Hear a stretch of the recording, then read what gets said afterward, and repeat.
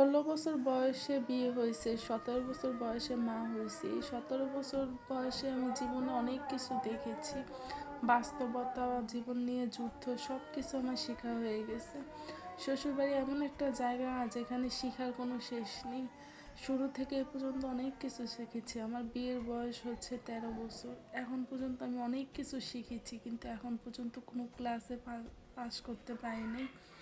আমার 2 ছেলে 1 মেয়ে। অনেক কষ্টে আমি আমার ছেলে মেয়েদেরকে বড় করছি। আসলে সবচেয়ে বড় কথা, স্বামী যার মন মতো না হয় তার পৃথিবীতে কোনো কিছুই মন মতো হয় না। স্বামী সবার কাছে সবসময় ছোট করে আসছে, কোনোদিন আমার কথা কোনোদিন আমার কথা দাম দেয়নি। এটাকেই বলে স্বামী। স্বামীর কথা বলে কখনো লাভ হয় না। শ্বশুরবাড়িতে সবাই যেমনই হোক, একটা স্বামী যদি মন মতো হয়, মেয়ের জীবনে আর কিছু লাগে না।